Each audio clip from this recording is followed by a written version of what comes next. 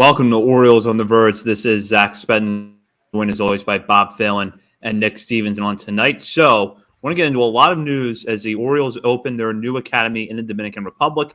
This comes also as the January 15th signing period rolls around, and the Orioles pick up several new prospects that we're going to highlight tonight. And that's all coming up here. But first, as we like to do at the top of our episodes, we're going to welcome a new member of our Patreon community. And with that, I will turn it over to Bob. Yeah, absolutely. We got another patron sign up here in the off season. It's Tim Anderson. We know he's a free agent. He's looking for work. Well, he found some. He's paying us to watch our content. No, I really appreciate it, Tim. Thanks for signing up. And Tim will now get access to all the patron channels on the Discord. But even if you're not a patron, sign up for the Discord. It's a lot of fun in there. It's really popping off lately. I feel like it's almost so much talking, smart conversations that I can't even keep up with during the day when I'm working. So if you want to get in on that, and if you haven't already, we do have a YouTube channel. If you want to see the video, the live streams, hit like, subscribe to the YouTube channel. We're getting close to 500 subscriptions. We'd love to cross that barrier before maybe opening day. Who knows? But yeah, become a patron. Support us in any way. We really appreciate it. We always appreciate the support of our patrons. And with that, we'll dive into tonight's episode. And we'll start off with one of the bigger wins for this organization as far as player development goes in some time. And they've had a lot of wins lately, but this is a big one as they open their new academy in the Dominican Republic. This has been in development for a few years. The state-of-the-art facility is going to offer training space that should not only make it easier for the Orioles to sign players out of the Dominican Republic, but also help the players who are already part of the organization by giving them a place to work out in the offseason. Now, these academies are fairly prevalent around the major leagues, and the fact that we're now sitting here in 2024 talking about this is a byproduct of the fact that the Orioles were largely absent from the Dominican Republic and that part of the world for a long time. However, they have made significant strides in the last few years, which we're going to talk about a little bit in a few minutes. And this academy is evidence of that. So, Nick, I'll start with you here. We've been waiting for this for a few years. I think it was maybe 2 years ago that they first announced the plans for this academy. What is your reaction to it, and what do you think it means for the organization? I think it's huge. It's, like you said, it is a massive W for this organization. I think back to Eric Longenhagen and Kylie McDaniel's book, A Future Value book. You know, it's still, some things are getting, dated in the book. Baseball's evolving, but a lot of that book is still like fundamentally sound and good foundational knowledge, including probably my favorite section of that book was the international scouting and signing process chapters they had in there. Because, like, I don't know about you guys, but when it came to this part of baseball, like for years, I'd maybe read the MLB Pipeline article, like these are the top 10 signings this year, like, oh, this is the top guy, these are the top 2 guys. All right, I'll file those names away, but like I'm not paying attention to this side of the game. So like I came into this whole thing 5 years ago, almost 4 years ago when we started the show, honestly really ignorant to this side of baseball. And like, but in that book, they talk about how like you go to these major showcases, these major tournaments, and they're like, the joke was, all right, we got 29 scouts here. It looks like everybody's here. Like we can get started, because the joke was the Orioles weren't going to be there. And everybody knew that because the Orioles didn't care. I think like they even had to get approval. Like Orioles ownership had to sign off just to sign a kid for $10,000. Like that's absurd. Like, oh, keep it clean. Go fall in the ditch. Like you're not going to compete in the major league level if you ignore this part of the game. And now here we are, this facility, and yeah, what the Orioles are doing, it's nothing new, like you said, but again, it's brand new facility, state of the art, and it finally puts us on a more even level playing field. Like, and I kind of went through and looked back. I know we're going to dive into the specific class later, but you look back at Kobe Perez and Michael Elias's that 2019 class, and yeah, like you need 3-4 years ahead of time, there's handshake agreements with these kids, right? So you need to build those relationships beforehand. So we didn't expect too much of that 2019 class. Most of those players they signed, it was like 27 players they signed, have since been released, including Luis Gonzalez, I think was the top name in that class. He just got cut. Unfortunately, Luis Ortiz passed away due to cancer earlier last year, but you still got a couple of guys kicking around there as like Delmarva depth, and some, I'd say two, like Moises Chase and Steven Acevedo are still like intriguing guys from that draft class. But you fast forward now to January 2024, they've got this beautiful state-of-the-art facility to attract talent. It's going to house these kids safely, let them train in a modern complex, prepare these guys for baseball in the States. Like, they're handing out multiple signing bonuses that rank among the top 30 or 40 in the class. And we're starting to see the first signs of life here with guys they've already signed, like Basayo and Luis De Leon, kind of trickle up and show real promise. I just think that we've come a long way in a very short amount of time in an aspect of baseball that can take a while to establish yourselves in. I think Kobe Perez is pretty well established here. And now with this facility, you've got a 4 or 5 year period complete now that you've established your foothold there. I would honestly not be surprised in the next year or two, we see the Orioles land a top 10, even top 5 player in the international signing period. Considering there's still a signing period, we haven't moved to a draft process yet. But I think this complex is a major step forward in making that happen in the very near future.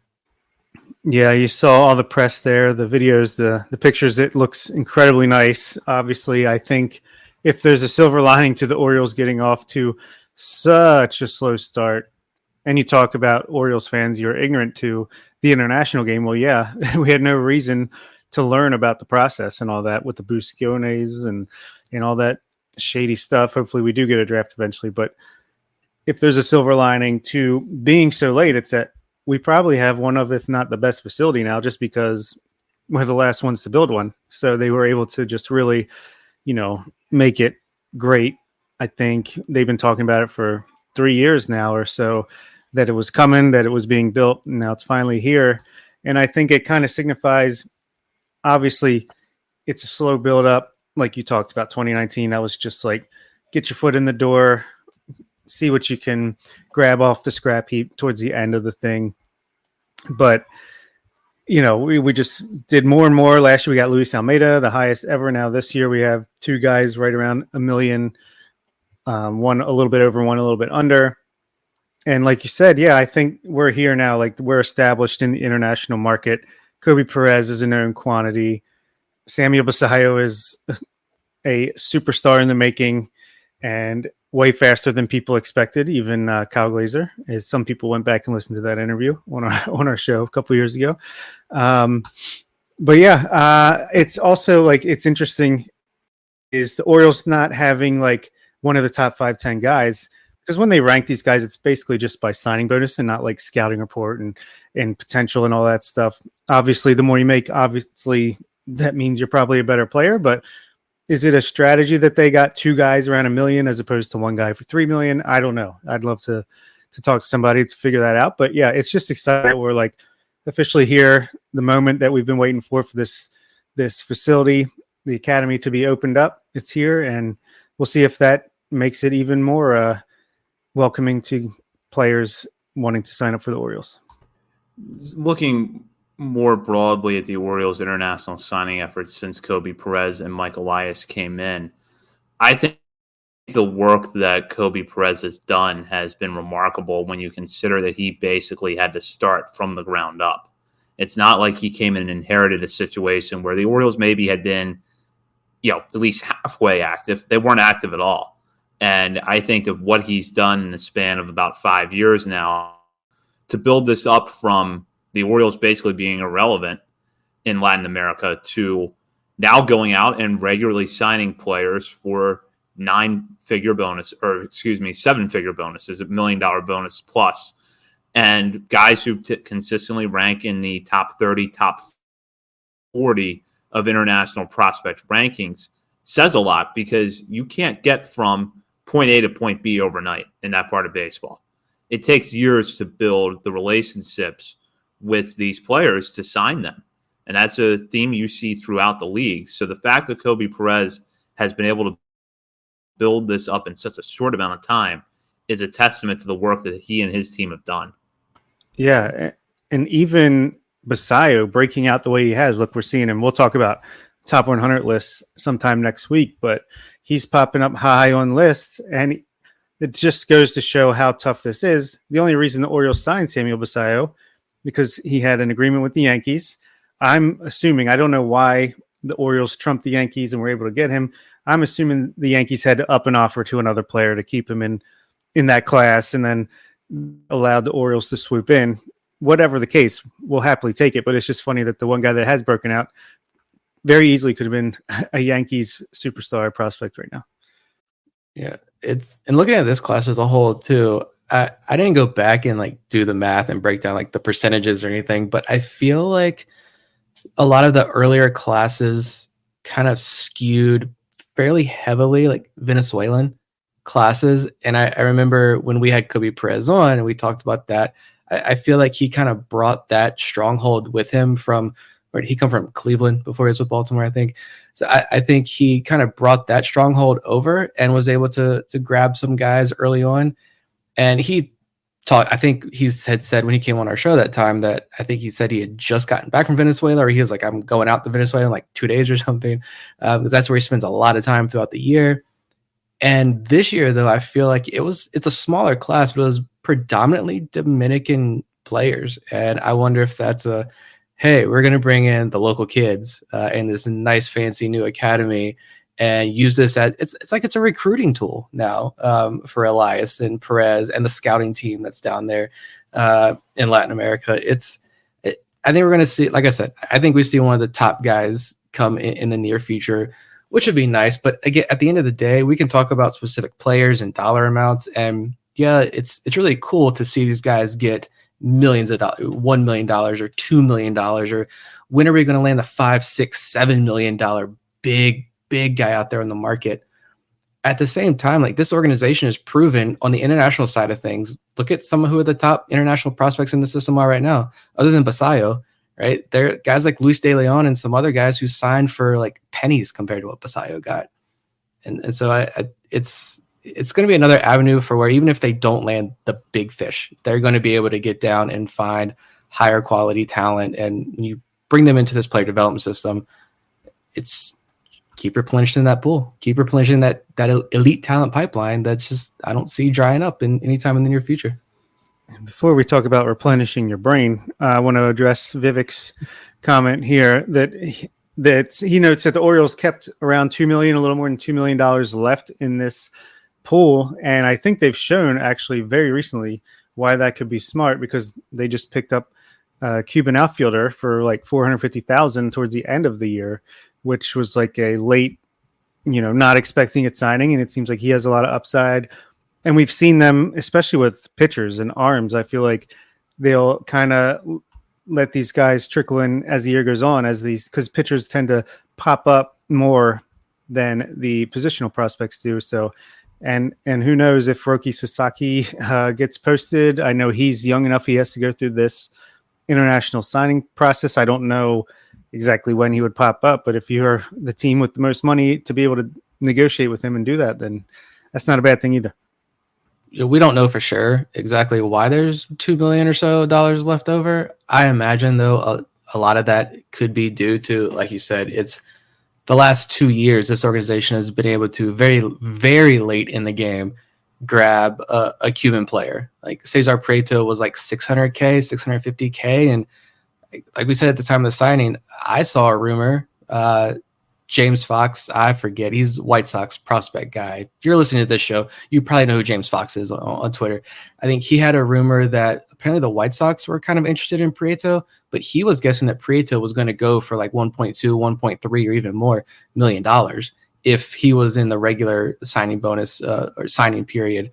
But he was so late in the game, no one had the money. Orioles got him for $600K. They signed the Sanchez kid this year, back in December, for a couple $100,000, right? Like, so maybe it is smart. And like you said, I hate to go back to the Houston model or whatever, but like wasn't that successful avenue that the Astros took, grabbing those older pitchers for lower dollar amounts later in the game? You build them up. Every penny you need, you got a whole year. Like the signing period wasn't just Monday and it's done. It runs through the rest of the year. So plenty of talent can pop up at any point. Yeah, Kobe Perez actually addressed that when he met with the media earlier this week, and I'm quoting from Danielle Allentuck over at the Baltimore. banner. He acknowledged that the Orioles have their eyes on some players and said, quote, "We're happy that we have some resources that we feel we'll do well with." So the Orioles, without getting the specifics of who they're looking at, clearly have some players that they're targeting. I don't think it means they're going to sign a player for $2 million or even $1 million, but I suspect that most of that bonus pool money is going to be spread out here over the coming months. And just what would the thought process be when you have to figure out how you're going to hand out $2 million? It's a good point, but we know they're going to spend it, because why wouldn't you, right? That's, this front office is going to leverage every opportunity they have. But yeah, that's a tough call how you're going to manage that for sure. If you're going to hand out $2 million to somebody this late in the game, you've got to have a magic mind. And I don't know about you guys, but baseball season is right around the corner, and I've been worried about not having enough energy to stay on top of work, family responsibilities, keeping up with 2 toddlers running around the house, and then dedicating enough time to producing the amount of content that we do, which always seems to be growing. We are a glutton for punishment and just producing more and more content, but we love it. But I've stayed on my Magic Mind routine. These small, all-natural energy shots are super easy to use. They taste great. They've helped me cut out the afternoon coffee. And now that our content schedule is ramped back up again, I honestly haven't been worried about finding enough energy for the late-night recordings and writings. Subscribe to our Substack. Magic Mind makes me more productive. It makes me feel more focused. I get more done in less time thanks to the neurotropics inside that improve attention, concentration, and cognition. Look, with all natural ingredients like matcha, lion's mane mushrooms, I would really encourage everyone listening to try it out as well if you're having trouble being at 100% some days. Honestly, it's a total game changer. And for everyone listening right now, we have a special promo code for you all to use. You can try this for yourself only during the month of January. Magic Mind is helping you crush your 2024 New Year's resolutions fully focused. Everyone listening can get 1 month totally free when you subscribe for 3 months at magicmind.com/JANOTV and use our exclusive code OTV20. It's OTV20. That's an extra 20% off, which gets you up to 75% off the final price for a 3-month subscription. This only lasts until the end of January, so hurry up before it goes away. And with that, now we'll get into the recent January 15th signing period. And as they have in the last few Januaries now, the Orioles make some waves. The big signings from this signing period are shortstop Emilio Sanchez and outfielder Steven Martinez. Sanchez received $1.3 million from the Orioles. That was his reported bonus, while Martinez reportedly grabbed $950,000. The players ranked fairly high on international prospect lists, including MLB Pipeline, who had Sanchez 30th and Martinez 28th on their top 50 prospect list. Sanchez, a 16-year-old shortstop, while Martinez, an outfielder described as having very good raw power to go along with athleticism, a strong arm in the outfield. Anytime you're talking about someone getting into professional baseball at 16 years old, you have to look at all the caveats that they're years away from contributing at the major league level if they get there. And in fact, it will probably be at least another year or two before we see them play stateside. But the Orioles really adding to the floor and the ceiling of their already deep farm system with these 2 signings. So, Bob, I'll start with you. We'll start really with these 2 players. What are your thoughts on them as the headliners of this class? Yeah, the more I read about them, obviously didn't know much about them other than, rumored names that they're linked to the Orioles. And Martinez especially, I think, came on the radar, I can't remember exactly when it was, a couple months ago, and it seemed like reports were that he's another guy the Orioles are stealing from the Yankees, essentially. Not sure if that's been confirmed or not, but he's like a big power hitting right-handed outfielder. I love that. You steal a power hitter, a guy with a massive raw power, and all you have to do is improve the plate discipline and hit tool, and you steal him from the Yankees. It sounds like Samuel Basallo 2.0 in the outfield, corner outfield, but we'll see if that happens. And Emilio Sanchez, he seems like another one of these Leandro Arias types that the Orioles, and honestly, I'm sure it's most teams love, a smooth hitting, smooth fielding shortstop. Now could eventually move to third or second base as he grows, but just seems like he's really solid across the board. And I think MLB Pipeline had him at 50 grade tools everywhere, but then a 55 hit tool. So yeah, just get these guys in as young as possible into this player development system that has continued to develop and churn out impressive prospects. And, I think these guys seem like they could fit the mold and be guys that end up on our top 50 countdown in a couple of years. Actually, or this year, to be honest. So I want to talk about Sanchez first. And we got to first talk about the video clip that Orioles player development Twitter account. It's always my favorite thread of the year because once the signings are announced, they always kind of do their scouting reports. They get their videos, nice, clean, amazing videos, and then kind of like 3-liner scouting reports on these guys, just a little baseline information. But Emilio Sanchez, in his clip, they're all kind of the same, follow the same script. It was like, what do you like to do in your free time? What's your goal this year? And then just whatever. My guy Sanchez said, in my free time, I like to do push-ups and sleep. So I don't know why, but I thought that was just hilarious. But like, we're talking about 16, 17-year-old kid here, like an insane amount of physical development that's going to take place. Some of that development is with guys is going to fall short because it's impossible to accurately predict what anyone's body is going to do at this stage of life. And like Zach said, we won't get eyes on them personally for like at least 2 years, but it's still fun to follow and see who kind of makes the big adjustments. With Sanchez, like, I like the swing from the left side. When I read Baseball America and Fangraphs reports on him, they talked about the power he already has with potential for more. The standout athleticism like Luis Almeida had last year may not be there, but he's a smaller, compact player with like real power potential who maybe has to move off shortstop as he moves up the ladder. And I think Fangraphs even described him as that high floor potential utility option type player. And you guys know I hate comps with a passion, mostly because I can't do it. But as I'm reading these reports, I'm trying to think about like, all right, so who could this guy be like peak Emilio Sanchez with the very little information I know about him? And I don't know if this works or not, but I'm envisioning like a Brandon Lau type player here, like average to slightly above average across the board player. He's not going to wow you, but he's just a good, solid overall player who, when he's healthy, is going to give you 20 to 30 home runs a year. And I feel like, I don't know, for whatever reason, those little blurbs and briefs we got on him, that's the kind of player that I'm kind of vibing here with Emilio Sanchez. Martinez, though, complete opposite of that. I think he's one of the guys I'm more excited to follow. One of the youngest players in this year's draft class as well, like a young 16, but he's already listed at 6'3", 185 on Baseball America. The dude is jacked. You watch him and you see like it's very easy to daydream about what this kid's going to look like in 2-3 years on a baseball field. Potential plus power, according to Baseball America. And it seemed like the issue was swing and miss in his game, and scouts were concerned about that, but also notes that like scouts had said he's already been improving on that. And like, I kind of got Thomas Sosa vibes with this guy, like a bigger, stronger Thomas Sosa. Maybe this year in the DSL, you look up at his numbers and like, yeah, they're not that great. He's striking out a lot. I don't know. But he gets to the FCL next year and the kid breaks out because he grew another 2 inches and added 30 pounds of muscle and he's settling in. So I think Martinez is definitely the higher ceiling guy.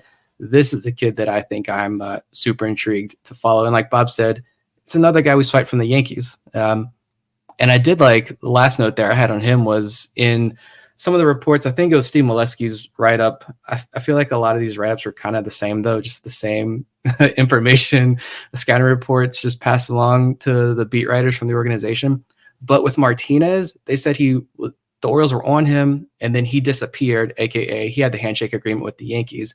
For whatever reason, the Yankees backed out, and the Orioles sent a bunch of U.S. scouts down to watch him, including Ken Guthrie, who signed two guys that I don't know if you guys have heard of, Jackson Holley and Heston Kjerstad, okay players in this organization, I guess, but he was their signing scout. And so I guess if you're going to get the Ken Guthrie stamp of approval on this Martinez kid, I'm all in. I'm behind Steven Martinez.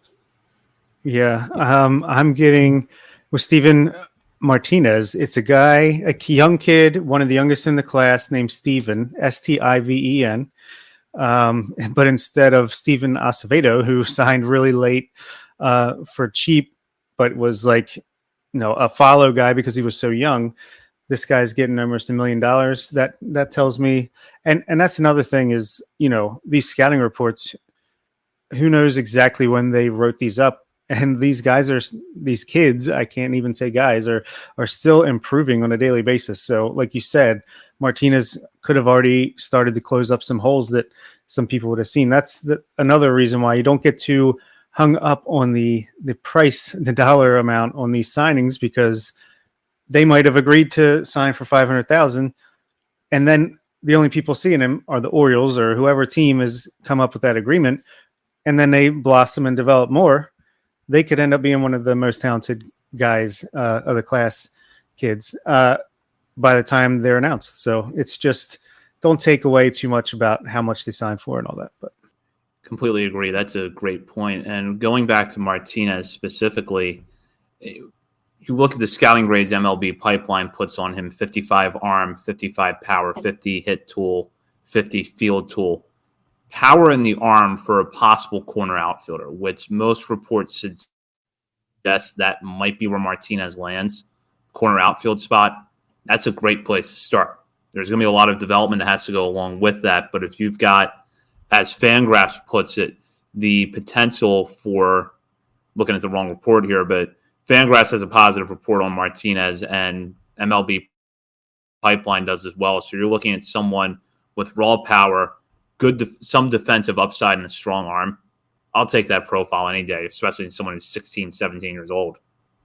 Yeah. And we've seen, I can't remember his name off the top of my head now. I think it was like 15 officially when they signed, but the youngest kid in last year's class, third base, I think he plays third base, hit a couple home runs. He had like 5 home runs last year in the DSL, over the fence home runs.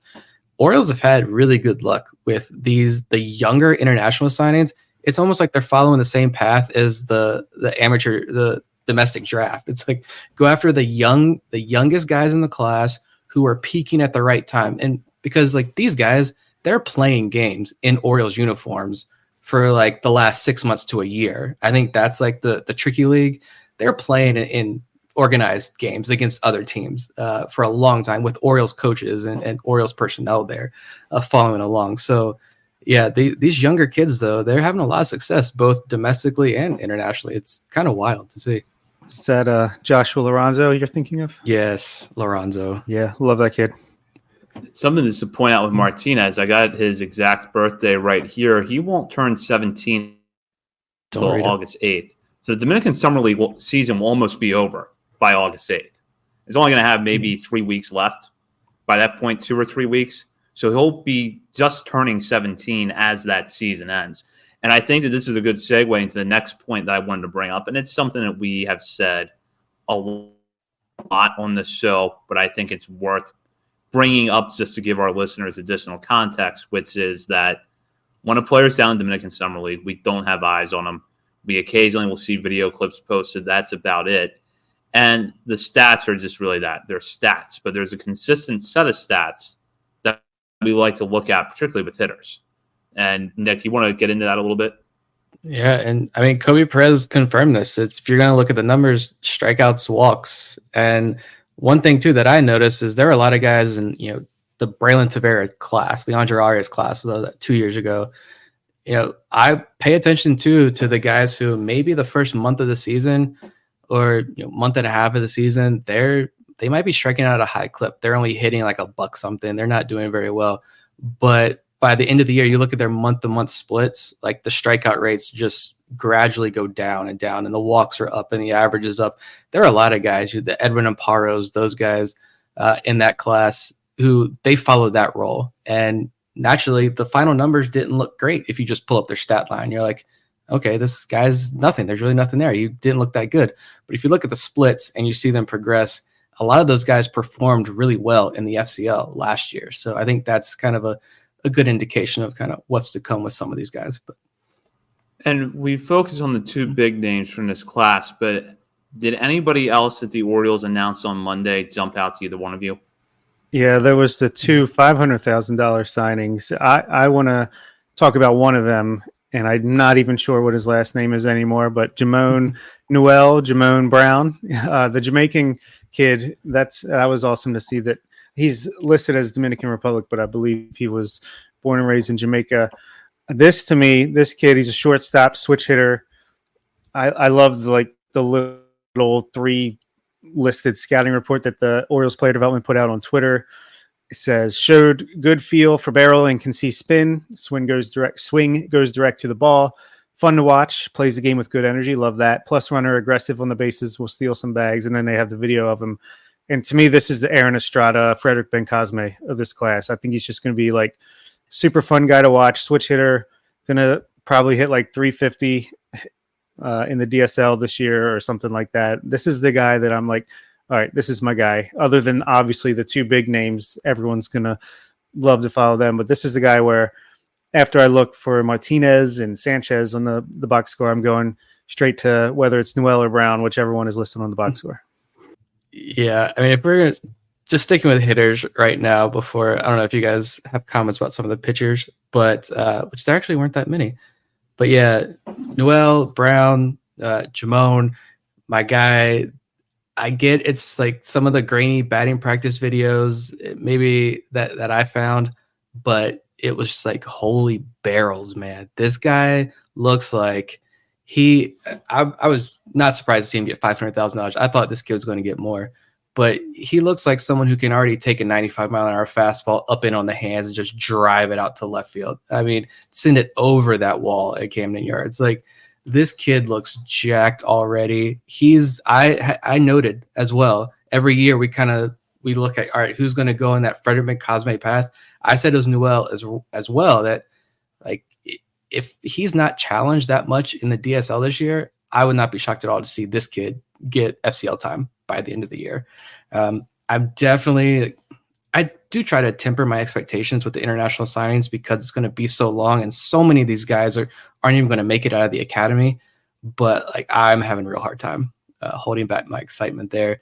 The other one that Bob alluded to, the other $500,000 man, Elvin Garcia, again, another shortstop. And I was waiting for it. I was waiting to see how many times you'd see the comments online, like, how many shortstops do the Orioles need to sign? You already got Jackson Holiday and Gunnar, blah, blah, blah. It didn't take long. I think Steve Molesky was calling people out, like, it's okay. They're all shortstops at this stage of the game. But I highlighted Elvin Garcia's name here for future reference just because Ben Badler tagged him. He put out that article on signing day, 13 signings of it was like 500 signings. But he picked 13 guys who are going to get under $1 million, who have breakout potential. And in that write-up, he said he's a lanky, switch-hitting shortstop. Garcia has shown a knack for barreling balls against live pitching with a line drive approach and gap power, plus runner and good athlete with loose, fluid actions at the position, capable of making throws from different angles with a 60-grade arm. And, a million different variables that are going to impact these guys in their development. But Ben Badler, like, the man rarely misses. He's the best of the best when you're talking about this side of baseball. And if you go back and look at some of his write-ups on the Orioles system specifically, when he's talking about sleeper guys or picks to click, however he phrases it, he typically nails some of these picks. So I'm just highlighted the name Elvin Garcia there. Yeah, the shortstop thing, that's funny. I was listening to Ben Badler's podcast on Baseball America, Future Projections, I think. Mm-hmm. He said, if you see someone listed at their base, we call that a first baseman over here. I thought that was funny. So, yeah, of course, these are young kids. They're playing up the middle, catcher, center field, shortstop until they grow out of it. But while Jamon Newell, he looks like strong and incredibly smooth already. Garcia, you can see he's a switch hitter, but he's one that you could see he needs to grow into his body a little bit more. He looks a little baggy. The jersey's a little baggy. The swing looks like he needs to add a little bit of strength, but you can definitely see the potential if and when he does, and why he's a fan favorite as well. So yeah, like him too. I think that the Orioles, I think a lot of teams target this type, but I think the Orioles clearly have a type with their position players on the international market, and it's these switch hitting shortstops with some physical projection, good line drive strokes. Maybe they show an advanced feel for the strike zone at a young age. stockpile your system with it. My belief is if you stockpile your system with these guys, one of them's going to click. One of them's going to click, and they're going to develop into a really good utility player. Or maybe you're the team that signs someone for under $1 million and develops that player into a starting shortstop, in which case that's great. That's not how it works out most of the time, but who's to say it's not going to work out with someone? So when the Orioles go after this type of player, I think there's a reason for it, and I was happy with both of those signings. Yeah. I think, too, I don't know if I have really any other hitter names. I just jotted down – I just got jotted down like more general. Like, I feel like the outfielders specifically in this class are taller guys with just tons of physical projection. And I feel like in more recent classes, it was a lot of the names are escaping me, but a lot more like athletic speedsters, not a lot of power, but like maybe if the hit tool clicks, they could be guys who find a path through this system. But I feel like this year they went possibly, there's the higher floor guys, but I really like a lot of the boom busts, like the high risk, high reward type guys that I think they brought in with this system. Angel Garcia was another one. That's kid's already all jacked. And I noted down one more name too, a catcher, Juan Adames Garcia, Venezuelan catcher. It wouldn't be a Kobe Perez signing class if he didn't land, I think, at least 2 Venezuelan catchers. But going off just straight vibes, this kid was ready for the cameras down there at the academy. And if his talent matches his swag, he is going to be a stud. And apparently he signed for $100K. So decent bonus baby down there as well. But yeah, I'm always intrigued by these Venezuelan catchers because Kobe Perez has brought in a lot of them. And they seem to be holding their own down there in the lower levels of the minor leagues, at least. Yeah, Angel Garcia, that was the one. I was like, he looks even bigger than Steven Martinez in this video, and he loves to dance in his free time. He's like the Venezuelan big power hitting right-handed outfielder. So, yeah, excited to see him as well. And now we can turn our attention to pitchers, which, like you said, there weren't many. I think there was only 4 out of the 19. But as we saw, and you mentioned the Houston Astros thing, like they're going to sign pitchers as the year goes on, and we've seen them grab these guys late in the class or even just midway through, and they pop up, and all of a sudden they're an interesting arm. So don't be worried that they don't draft pitchers and they don't sign them internationally. No, they're going to sign them. Talk about the big guy, I guess. Literally the big guy first. Yaki Mondesir seems like the big name in this class among the pitchers. I feel like the Orioles were definitely a little more oddly specific this year in those write-ups, though. Like, this guy said, I forget who it was, but they're like, this guy has potential for 14 to 20 home runs a year. It's like, you couldn't just say 15. Was that a typo? It's supposed to be 15. But like, what did the model spit out 14? And you're like, we're sticking to this model because we're the Orioles. He's going to hit 14 home runs in the major league level. But in Mondesir, it's like, this is a big bodied kid. And they're like, yeah, he's a future bullpen arm, fastball, curveball guy. And I'm like, you turn literally everyone in this organization into a starter. Why are you taking the 16-year-old and already labeling him a reliever? I just thought that was weird. But with him, it was like, shout out to, I'm sorry, I'm sure you listen to this show, but he commented on Twitter on the video that we posted of Mondesir earlier that morning, Monday morning, and somebody had said, he looks just like Juan de los Santos. And I was like, you nailed it. You are, because I immediately got the same vibes. You are a fellow sicko. I love you. Shout out to, again, whoever that was who said Juan de los Santos comp when they saw this kid on Twitter. But I thought it was super accurate comp, at least physically. And maybe they saw what Juan de los Santos has done the last 2 years, and they were just like, this is a big kid as well. He's going to be a fastball, curveball guy. We're going to skip the starter experiment, just throw him in the bullpen, and we'll see in Delmarva like next year. I don't know, but mid-90s fastball, big body kid. We'll see what he's got. Yeah, I think the theme for the pitchers was power arms, throw hard, velocity, because, Mondesir, I think he's already touching 94, 95 at 16 years old, 17 years old. Does definitely physically look like Juan de los Santos. I definitely see that. And then Esteban Mejia, who it says will clock 100 miles per hour with solid average pitches, throws strikes, great mound presence. Looks like I see some pretty decent off-speed pitches in this video. So I think that's like the the one guy, if you're going to see like a breakout starting pitching prospect, it might be Mejia. So that's the one pitcher. Those two are obviously, I think, the top. And then there was another lefty and another righty. So we'll see what they turn out to be as well. Yeah, Mejia is intriguing because he comes into the system with starter traits already. Now with Mondesir, when you look at his size now and you look at his pitch mix, it does look like a future reliever, but I can't picture the Orioles deciding that we're just going to stick a 16-year-old in the bullpen and see how quickly he gets to the major leagues. I'm sure at some point he's going to be in a rotation somewhere, whether it's in the Dominican Summer League this year, the FCL next year, or a full season ball level down the line. He's going to get the opportunity to start. Yeah. Are you going to tell me the Orioles aren't going to try to teach a pitcher a sweeper, a changeup, or a hard slider? I think not. I would not be shocked if he ends up being a starter at the end of the day. Yeah. Mejia is interesting because I saw that note by the Orioles player development account. It's like he can touch 100. It's like, all right. I'm not – at first I was like, there's no way.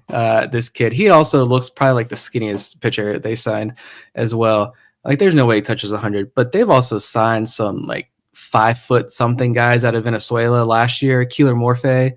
And I think he throws in the upper 90s as, like, a 16-year-old kid who's, like, 5-foot-something. So the velo didn't shock me too much when I thought about it. But I'm wondering, he's obviously didn't get a ton of money. Again, we just said money isn't everything. I get that. But I think it was like 140K supposedly is what he signed for. If you're touching 100 and they're like, this is a potential mid-rotation arm, the only thing that scares me is, like, can he throw a strike? Like, if you can touch 100, you got all these good traits. Maybe the control is just wild right now. And hopefully, like, we don't see huge walk totals from this guy. It's scary. It's kind of why I'm definitely, I will fight tooth and nail. I will argue until I'm blue in the face about this Orioles pitching development staff. But I'm oddly enough, like, much more subdued about the arms that they sign internationally, especially when I see, like, he's touching 100 miles an hour and didn't sign for a ton of money. I'm just hoping, like, it's not another, like, Junior Pena on our hands here. The guy can touch 100, 101, but he can't throw a strike to save his life. But, you know, he's a 16-year-old kid. We'll see what happens over the next couple of years. Maybe they came to the handshake agreement for that amount when he was, like, throwing 91, and they're like, we got you up to 100. I don't know. But, yeah, that is definitely – and should we just schedule the Tommy John surgery now, or, like, a 16-year-old throwing 100 miles per hour doesn't sound great for the elbow? Well, speaking of the subject Nick just touched on, the Orioles pitching development program, that's going to kind of be a theme of our next episode as we dive into the Orioles announcement of their Major League coaching staff. In the meantime, you can check us out on YouTube, Facebook, Instagram, Threads, X, TikTok. Bob has threatened to make this list longer. So get ready for the moment that this takes 5 minutes for us to sign off on an episode. You can also check us out on Patreon and sign up now to have exclusive access to our Discord channels as well as our top 50 prospects countdown. We're in the 40s right now, and we're going to be getting closer to 50 here, or number 1 over the next few weeks. Orioles on the Verge is part of the Believe Podcast Network. For Bob Phelan and Nick Stevens, this is Zach Spedden. You've been listening to Orioles on the Verge.